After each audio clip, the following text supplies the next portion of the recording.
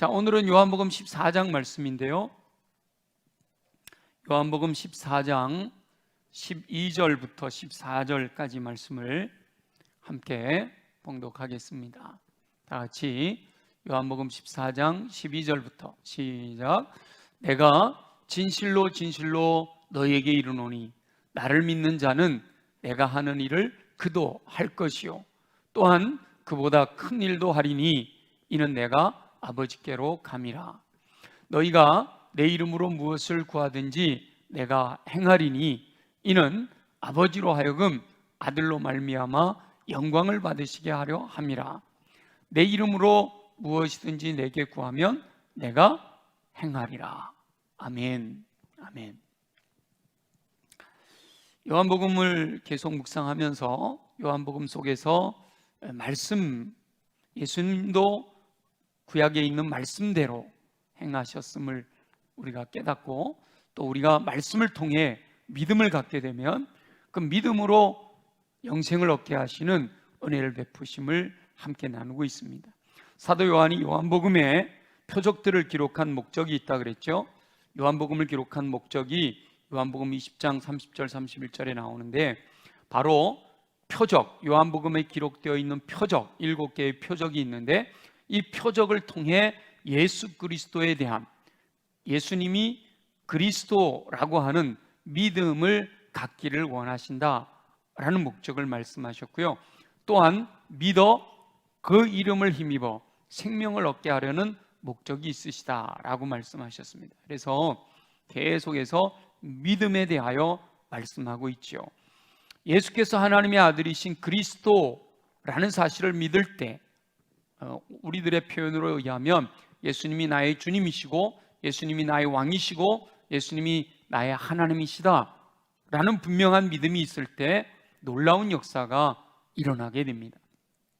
하나님께서는 사랑하는 영혼들에게 신실한 믿음을 요구하십니다. 신실한 믿음. 우리 요한복음 14장 1절을 한번 보시면 다 같이 읽어봅니다. 너희는 마음에 근심하지 말라. 하나님을 믿으니 또 나를 믿으라. 이렇게 믿음을 요구하시는 거예요. 하나님을 믿고 또 나도 믿어라. 이렇게 믿음을 요구하시는 거죠.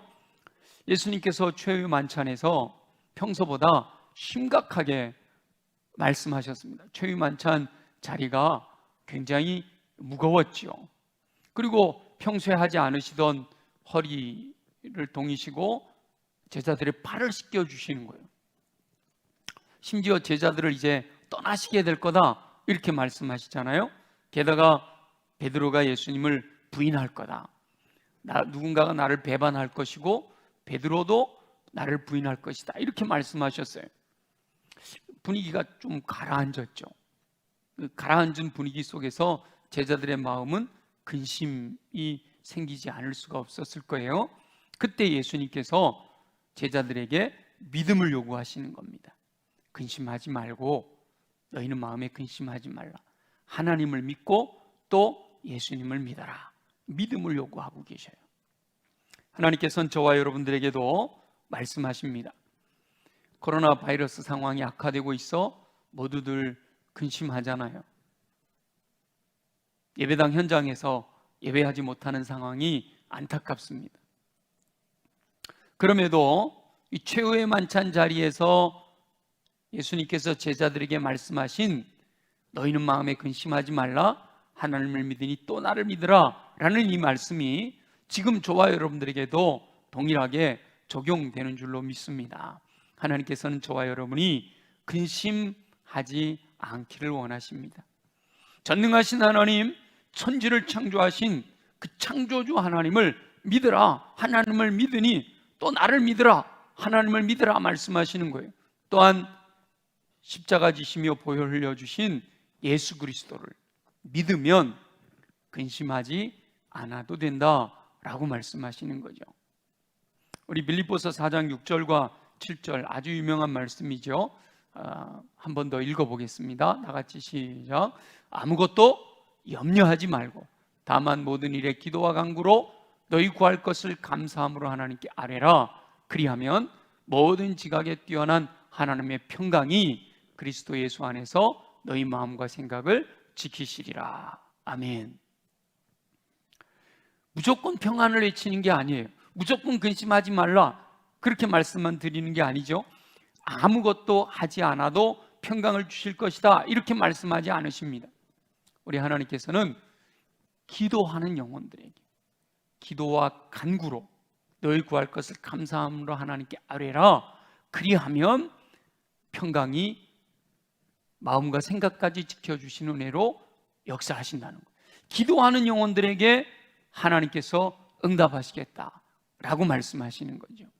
다만 기도할 때 그 기도할 때 근심하지 말라는 거예요. 염려하지 말고 감사함으로 간구해라 라고 말씀하시죠. 기도하면 응답하실 것을 믿기 때문에 감사하며 간구할 수가 있습니다. 인간의 능력이나 생각으로는 불가능하지요. 그러나 그리스도 예수 안에서는 불가능이 없는 줄 믿습니다. 예수님께서는 하나님의 아들이신 그리스도, 그 그리스도를 믿는 믿음으로 간구할 때 하나님께서 마음과 생각까지 지키시고 평강으로 인도해 주시겠다라고 약속하십니다. 그러니까 지금 우리가 불안해하고 근심할 이유가 하나도 없는 거예요. 지금 상황에서도 우리가 할 수 있는 것은 기도라는 거죠. 기도와 간구로. 그런데 감사함으로 하나님께 아뢰라는 거예요. 불안해하는 것이 아니라, 두려워하는 게 아니라 강하고 담대함으로, 감사함으로 주님께 간구하라 라고 말씀하세요. 하나님께서 저와 여러분의 기도를 반드시 응답해 주실 줄로 믿습니다. 저와 여러분은 범사에 감사하는 믿음으로 기도함으로써 여러 가지 불안한 상황을 극복하고 승리하는 삶을 사시기를 예수님의 이름으로 축원합니다. 그리고 또 우리 14장 6절 한번 읽어보겠습니다. 14장 6절 다 같이 시작. 예수께서 이르시되 내가 곧 길이요 진리요 생명이니 나로 말미암지 않고는 아버지께로 올 자가 없느니라. 아멘. 예수님께서 길이요 진리요 생명이다 이렇게 말씀하세요. 예수님께서 하나님의 아들 그리스도이심을 믿는 이들은 하나님의 아들 그리스도이시다, 그게 분명히 믿어지는 사람은 예수님이 길이요 진리요 생명이다라는 이 말씀도 믿어집니다. 예수님만이 하나님께 이르는 길인 줄로 믿습니다. 예수님만이 구원에 이르는 길입니다. 예수님 외에는 길이 없음을 확신해야 되는 거예요. 분명한 믿음으로 결단해야 되는 겁니다. 예수님이 길이요 진리요 생명이다. 예수님으로 말미암지 않고는 하나님께 이를 수가 없다. 예수님으로 말미암지 않고는 구원을 받을 수가 없다. 예수님으로 말미암지 않고는 생명을 얻을 수가 없다. 영생을 이룰 수가 없다라는 것이 분명해야 돼요. 분명한 믿음으로 결단해야 된단 말이죠. 믿음은 전인격적이어야 합니다. 이 보통 믿음 그러면 머리로만 지적인 동의만으로 믿음인 줄 아는 경향들이 있어요. 내가 머리로 아니까 나는 믿음이 있어. 이 지적인 동의는 진정한 믿음이다라고는 할 수 없어요. 그 시작이죠.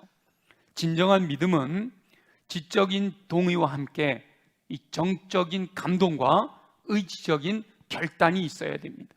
그러니까 지정의가 함께 믿을 수 있는 이 전인격적인 믿음이라야 진정한 믿음이다라고 한다는 거죠. 그러니까 의지적인 결단까지 이르지 못하면 진정한 믿음이라 할 수 없다는 거죠. 대부분 많은 사람들이 이 지적인 동의, 이것을 믿음이다라고 착각하고요. 또 어떤 사람들은 이 정적인 감동, 내 마음에 뭔가 뭉클한 거, 뭐 눈물이 흐르고 내 마음에 뭔가 이 다가오는 움직임이 있는 것만, 그래야만 내 믿음이 있는 것처럼 이렇게 착각을 하는 경우가 있어요. 어제도 우리 청년들하고 밤에 9시에 이제 순장들 줌으로 순장 모임을 했는데, 우리 순장 중에 한 사람이 그래요. 성경을 읽어도 감동이 없다. 기도를 해도 주님이 내 기도를 들어주는 것 같지 않아서, 그래서 정말 이게 내 믿음이 좋은 건가? 이렇게 걱정을 했다는 거예요. 근데 기도하는 가운데 하나님께서 마음에 감동을 주시기를 그것만이 내 마음에 뭔가 이렇게 뜨거운 이것만이 믿음이 아니고 이 말씀 속에서 주님을 만나는 것 자체가 믿음이구나, 이걸 알았다는 얘기를 해요. 바로 그런 거예요. 지적인 동의만이 믿음이 아니고 이 정적인 감동만을 믿음이라고 할 수 없어요. 거기에서 한 걸음 더 가서 더 중요한 것은 의지적인 결단이 있어야 됩니다. 의지적인 결단이라는 말은 삶의 실천을 의미합니다. 의지적으로 말씀을 지적으로 동의하고 마음의 감동이 왔어요. 지적인 동의가 없을 수도 있고 마음의 감동만 있을 수 있고 마음의 감동은 없이 지적인 동의만 있을 수도 있지만 중요한 것은 의지적인 결단은 필수적인 거다라는 거. 믿는다고 하면서 행하지 않으면 그것은 죽은 믿음이다, 이렇게 말씀하시잖아요. 의지적인 결단이, 삶의 실천이 따라와야 되는 거예요. 그러니까 예수님만이 하나님께 이르는 유일한 길이다 라는 사실을 믿는 이들은요, 예수님께 자신의 삶을 맡겨야 되는 거예요. 올인해야 되는 거죠. 예수님이 생명이다, 예수님 외에는 생명이 없다, 그럼 예수님께 나의 생명을 맡겨드려야죠. 그래야 진정한 생명을 얻을 수가 있는 거잖아요. 길이요 진리요 생명이다 라는 사실을 분명하게 믿으면 내 삶을 주님께 전적으로 의탁하게 되는 거예요. 나의 모든 것을 주님께 맡겨드리게 되는 거예요. 그게 진짜 믿음이란 말이죠. 근데 로마서 10장 17절에 보면 우리 한번 읽어볼게요. 시작. 그러므로 믿음은 들음에서 나며 들음은 그리스도의 말씀으로 말미암았느니라 라고 말씀하세요. 그러니까 이 진정한 믿음, 우리 주님이 원하시는 전인격적인 온전한 진정한 믿음을 소유하기 위해서는 믿음은 어디에서 난다고요? 들음에서 나고, 들음은 그리스도의 말씀으로 말미암았다. 그러니까 진짜 믿음을 소유하기 위해서는 말씀 속으로 깊이 들어가야 된다는 거예요. 말씀을 종일 주야로 묵상해야 된다. 여호수아에게 우리 주님 말씀하셨잖아요. 이 율법책을 내 입에서 떠나지 말게 하고 그것을 주야로 묵상하여 그 가운데 기록한 대로 다 지켜 행하라. 여기까지가 믿음인 거예요. 그리하면 내 길이 형통하게 될 것이고 내가 평탄하게 되리라. 내 길이 평탄하게 될 것이면 내가 형통하리라, 이렇게 말씀하시잖아요. 그러니까 진짜 믿음을 가지고 주님께 맡겨드리면 나머지 삶은 우리 주님이 책임져 주신다는 거예요. 그래서 말씀을 또 반복하고 되새기며 읊조리고 말씀을 마음에 새겨두어야 돼요. 왜 말씀을 강조하느냐? 우리 주님이 원하시는 믿음을 갖기 위해서는 말씀 속으로 들어가야 돼요. 믿음은 들음에서 나고 들음은 그리스도의 말씀으로 말미암았다 그랬으니까 말씀 속으로 들어가 그 말씀을 내 것으로 만들어야죠. 듣고 읽고 쓰고 연구하고 암송하고 묵상하고 그러면서 말씀이 내 마음에 완전히 뿌리 박히도록 새겨지도록 신비, 마음의 비석에 새겨져서 어떤 상황에서도 지워지지 않도록 새겨놓아야 된다. 주의 말씀을 내 마음에 두었다 그러잖아요. 시편 기자 119편 11절에 내가 주께 범죄치 아니하려 하여 주의 말씀을 내 마음에 두었나이다. 내 마음에 두었나이다. 이게 마음에 새겨둔다는 거예요. 이렇게 말씀을 마음에 새겨둠으로써 믿음 없는 자가 아니라 믿는 자가 되어야 하는 거예요. 믿는 자가. 우리 주님이 요구하신 것은 믿음이단 말이에요. 예수께서 하나님의 아들이신 그리스도이심을 전인격적으로 믿음으로 신뢰하는 온전한 믿음을 소유해야 된다라는 거예요. 예수님이 나의 주님이시다. 그럼 나는 예수님의 종이잖아요. 예수님이 나의 왕이시다. 그럼 나는 그의 백성이잖아요. 예수님이 나의 하나님이시다. 그럼 나는 하나님의 창조 피조물이 되는 거예요. 그 분명한 믿음이 있어야 돼요. 그래야 나의 삶을 주님께 맡겨드릴 수가 있게 되는 거죠. 하나님께서 이렇게 신실한 믿음을 가진 사람들에게 놀라운 은총을 베푸시는 거예요. 예수님께서 직접 말씀하신 오늘 본문의 내용은 정말 감당하기 어려울 정도로 너무도 놀라운 말씀이죠. 자, 우리 본문 다시 한번 읽어보겠습니다. 다 같이 진실로 그러면 두 번 강조라 그랬죠. 다 같이 시작. 내가 진실로 너희에게 이르노니 나를 믿는 자는 내가 하는 일을 그도 할 것이요 또한 그보다 큰 일도 하리니 이는 내가 아버지께로 감이라. 너희가 내 이름으로 무엇을 구하든지 내가 행하리니 이는 아버지로 하여금 아들로 말미암아 영광을 받으시게 하려 함이라. 내 이름으로 무엇이든지 내게 구하면 내가 행하리라. 우리 주님이 이렇게 말씀하셔요. 좀 벅차지 않아요? 믿는 자에게 진실로 진실로 강조하여 말씀하시기를, 나를 믿는 자는, 예수님을 믿는 사람, 지적으로도 동의하고 마음의 감동도 받아서 의지적인 결단을 가지고 예수님이 나의 주님이십니다, 나의 왕이십니다, 나의 하나님이십니다, 믿는 자는, 나의 삶을 주님께 맡겨드리는 그 영혼은, 나를 믿는 자는 와, 놀랍게도 예수님이 하는 일을 그도 할 것이다. 그런데 더 놀라운 것은 또한 그보다 큰 일도 하리니 이는 내가 아버지께로 감이라. 이렇게 말씀하셔요. 믿는 자에게는 예수님께서 하신 일을 할 수 있는 능력이 주어진다는 거예요. 아멘입니까? 예수님께서 하신 일을 할 수 있는 권능이 주어진다는 거예요. 근데 더 놀라운 거는 그보다 큰 일도, 예수님이 하신 일보다 큰 일도 할 수 있다, 이렇게 말씀하시는 거예요. 와! 그런데 그렇게 할 수 있는 이유는, 믿는 자는 예수님이 하신 일도 하고 그보다 큰 일도 할 수 있게 될 텐데, 그렇게 할 수 있는 이유는 예수님께서 하나님께로 가시기 때문이다. 12절에 그렇게 말씀하시잖아요. 그리고 예수님께서 하나님께로 가시는 것이 큰 일을 감당할 수 있는 이유가 되는 것은요, 기도할 때 응답하실 것이기 때문이라는 거예요. 예수님의 이름으로 무엇인지 구하면 행하시겠다라고 약속하시기 때문이지요. 무조건 구한다고 행하시는 것은 아닙니다. 하나님께 영광이 되는 일이어야 한다는 거죠. 그 구하는 것이 정욕으로 쓰려고 잘못 구하는 것은 응답하지 않으신다는 거예요.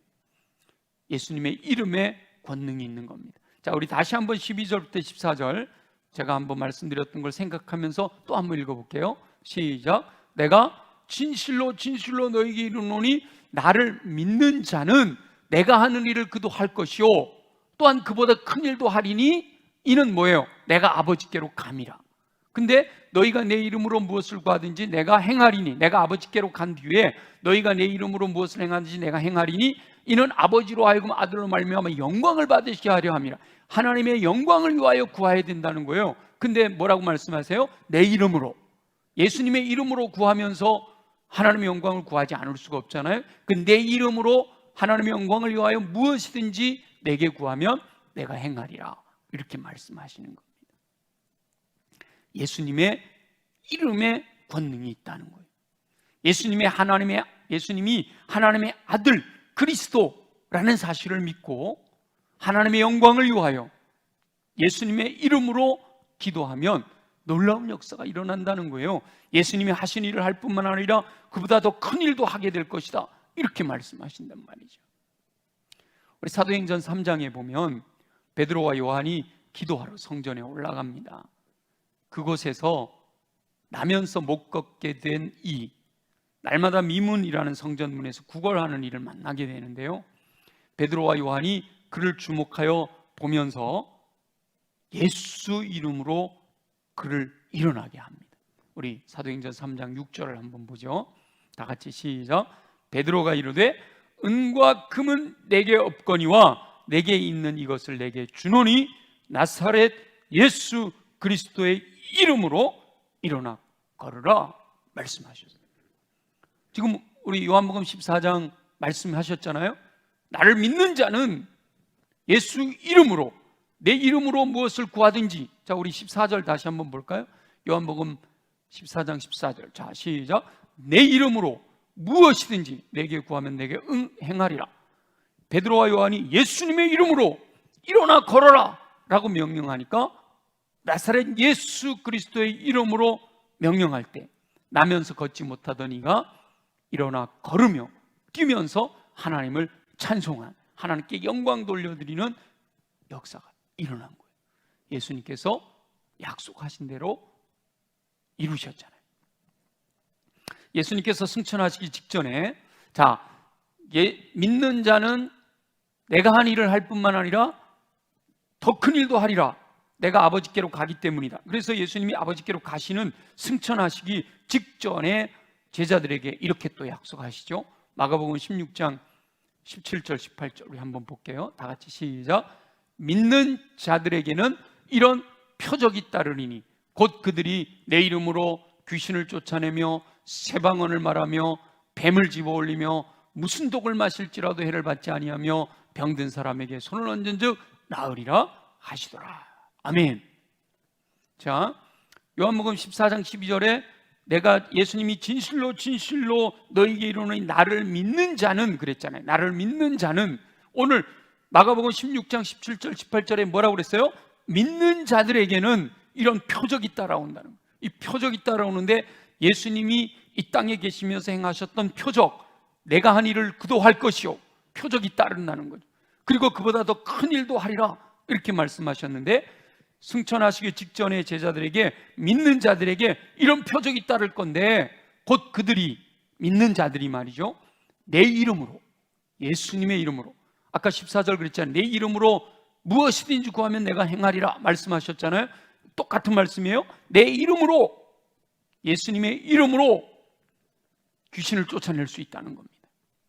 이 모든 표적으로 기록된 행동이요, 이런 표적이 따르리니 하고 뒤에 귀신을 쫓아내고 새 방언을 말하고 뱀을 집어올리며 무슨 독을 마실지라도 해를 받지 아니하며 병든 사람에게 손을 얹은 나으리라, 이게 다 표적인데 이 표적들이 무엇으로 가능하다고요? 내 이름으로, 예수님의 이름으로, 예수님의 이름의 권능이 귀신을 쫓아내는 거예요. 내가 능력이 있어서 귀신이 쫓겨가는 게 아니에요. 예수 이름의 권능으로, 예수 이름의 권능으로 새 방언을 말하게 되고 예수 이름의 권능으로 뱀을 집어올리게 되고 예수님의 이름의 권능으로 무슨 독을 마실지라도 해를 받지 않고 예수 이름의 권능으로 병든 사람에게 손을 얹은 즉 낫게 되는 표적이 일어나게 된다는 거예요. 오늘 본문에 말씀하신 것처럼 나를 믿는 자는 내가 행한 일을 그도 할 것이요 그보다 더 큰 일도 하리라, 내가 아버지께로 가미니라 말씀하시잖아요. 어떻게 그게 가능하냐? 예수님께서는 승천하셔서 하나님의 보좌 우편에 앉아 계시는 거예요. 그곳에서 하시는 일이 뭐라 그랬죠? 사랑하는 영혼들을 위하여 중보하고 계시다 그랬잖아요. 그 예수님의 중보로 말미암아 예수 이름으로 행하는 일들이 놀라운 역사로 나타나는 거예요. 예수님의 이름으로 기도하면 하나님께서 응답하시는 거죠.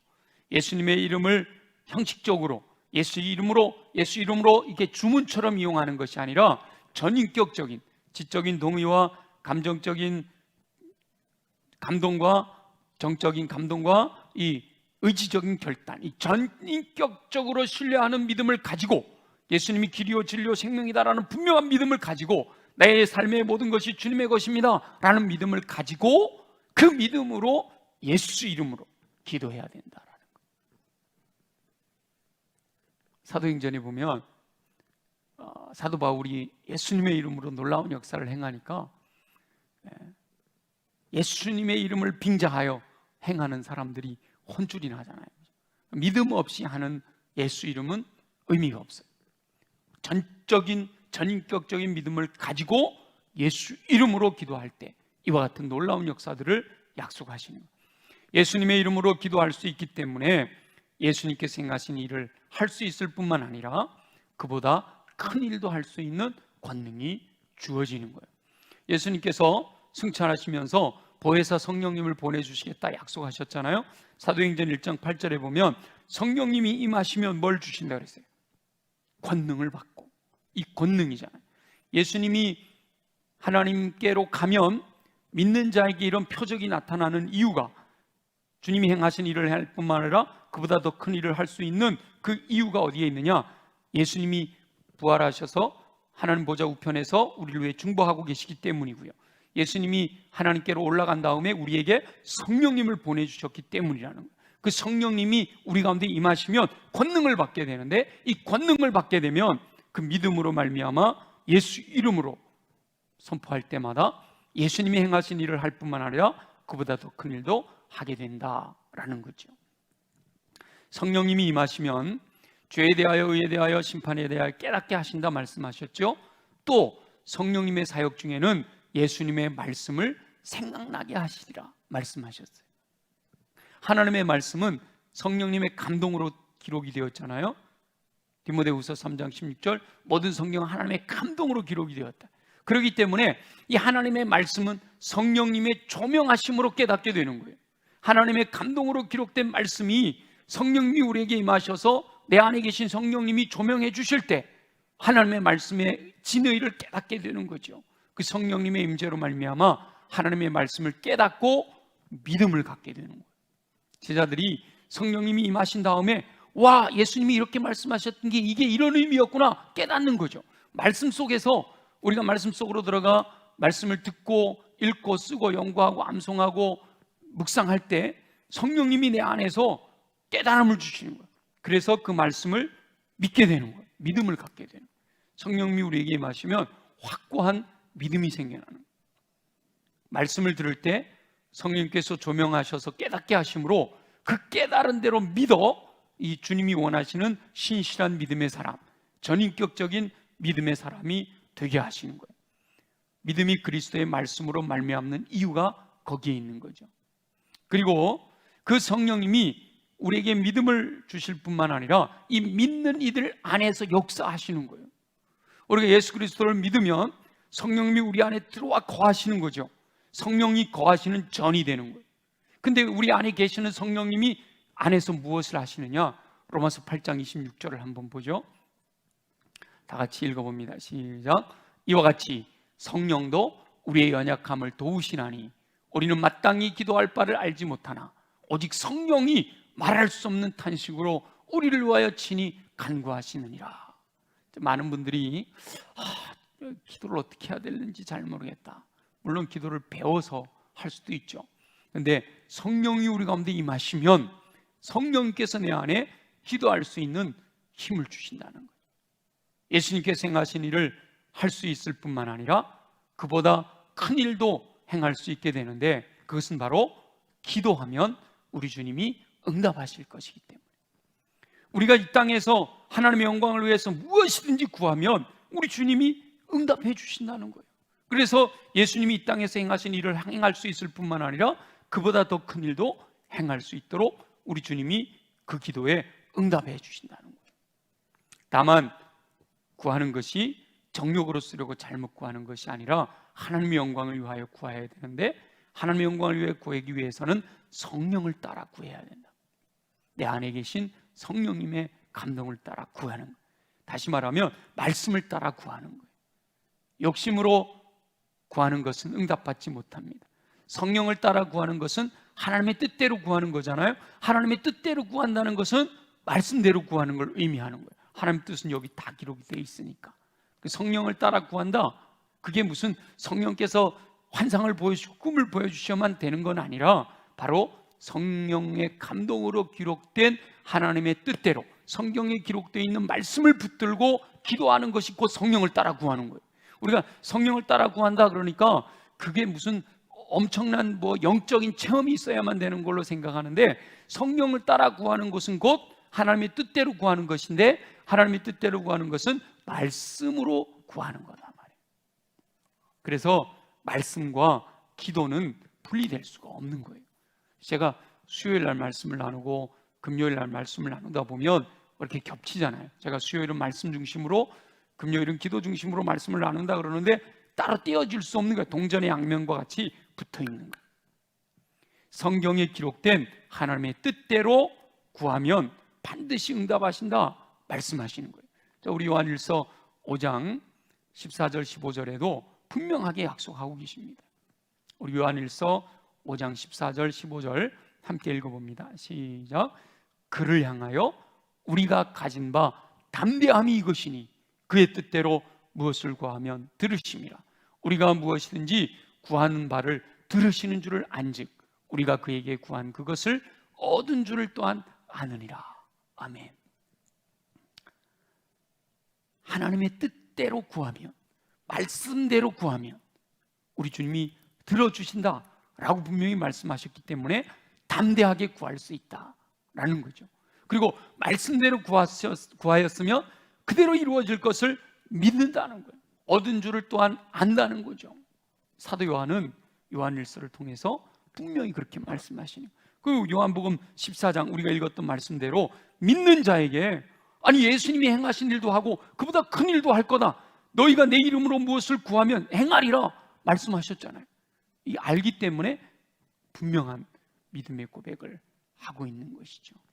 하나님의 뜻대로 구하는 자에게 응답하실 것이기 때문에 예수님께서 약속하신 놀라운 일을 행할 수 있게 된다는 거죠. 나를 믿는 자는 예수님께서 행하신 일을 할 뿐만 아니라 그보다 더 큰 일도 한다.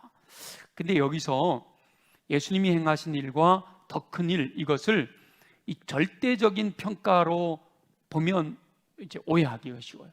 아니 우리가 어떻게 예수님보다 더 놀라운 일을 할 수 있을까? 이것을 예수님이 행하신 일보다 더 놀라운 일이라고 이해를 하면 이것을 절대적인 평가로 보게 되면 그거 있을 수 없는데 이렇게 생각하기가 쉽죠. 예를 들면 예수님은 죽은 자도 살리시고 38년 된 병자도 낫게 하시고 이렇게 놀라운 일을 이루셨는데 우리가 그보다 더 큰 일, 그보다 더 놀라운 일을 한다고? 아니 죽은 자를 살리는 일보다 더 놀라운 일이 뭐지?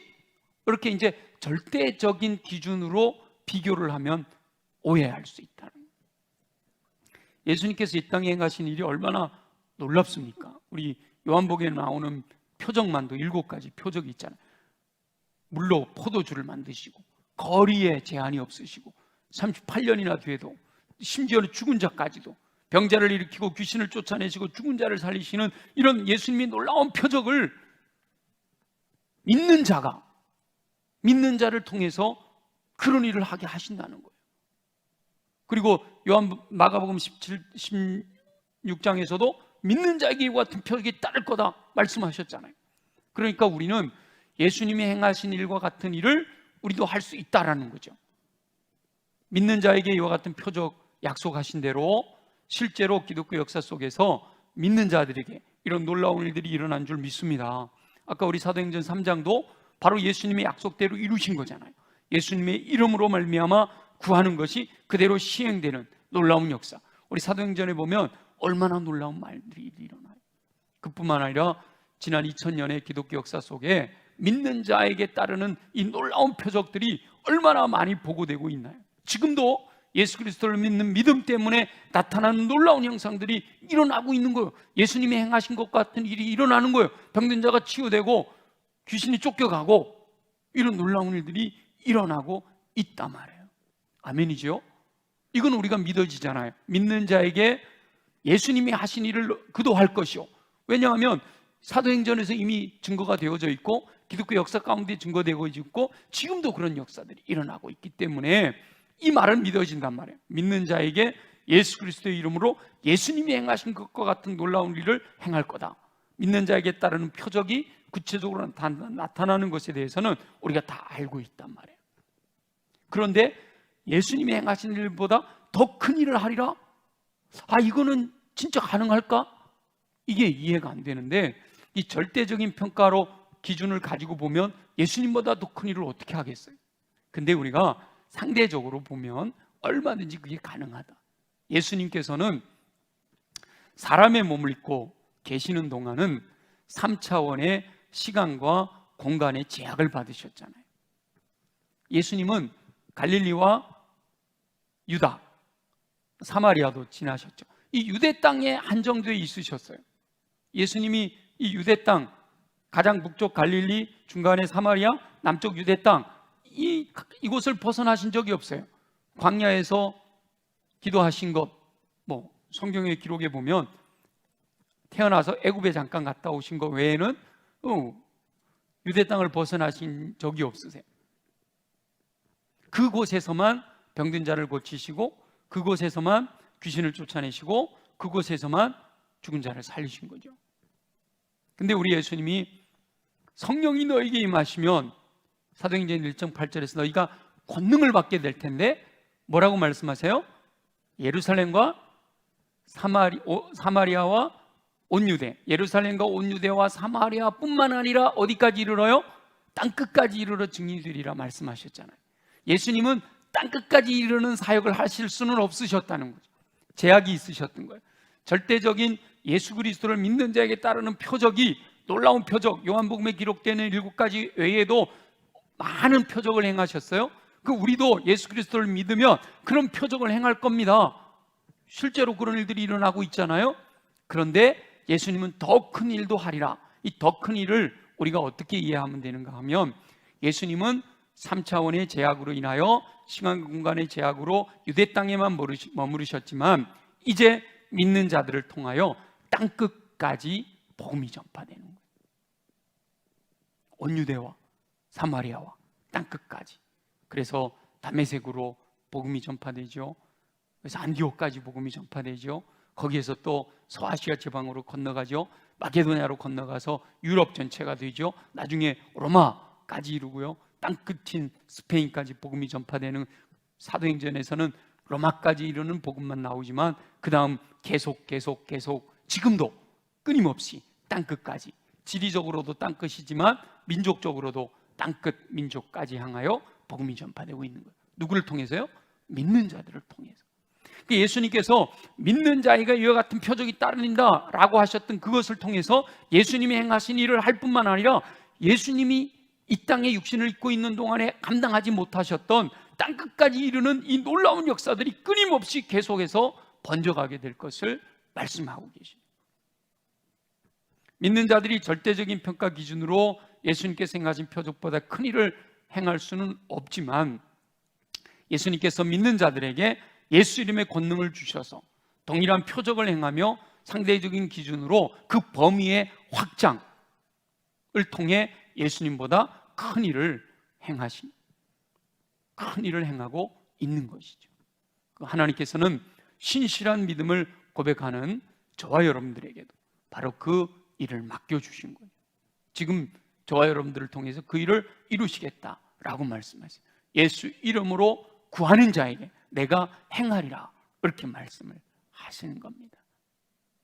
우리 다시 한번 요한복음 14장 12절부터 14절 본문을, 오늘 우리가 말씀을 쭉 들었으니까 말씀 들은 걸 생각하고 요한복음 14장 12절부터 14절까지를 다시 한번 읽어보겠습니다. 다 같이 시작. 내가 진실로 너희에게 이르노니 나를 믿는 자는 내가 하는 일을 그도 할 것이요 또한 그보다 큰 일도 하리니 이는 내가 아버지께로 감이라. 너희가 내 이름으로 무엇을 구하든지 내가 행하리니 이는 아버지로 하여금 아들로 말미암아 영광을 받으시게 하려 함이라. 또 반복하잖아요. 내 이름으로 무엇이든지 내게 구하면 내가 행하리라. 아멘. 아멘. 하나님께서 허락하시는 예수 이름의 권능으로 저와 여러분이 모두 다 구함으로, 기도함으로 하나님의 영광을 위해 쓰임받는 삶을 사시는 귀한 삶이 되어지시기를 예수님의 이름으로 축원합니다.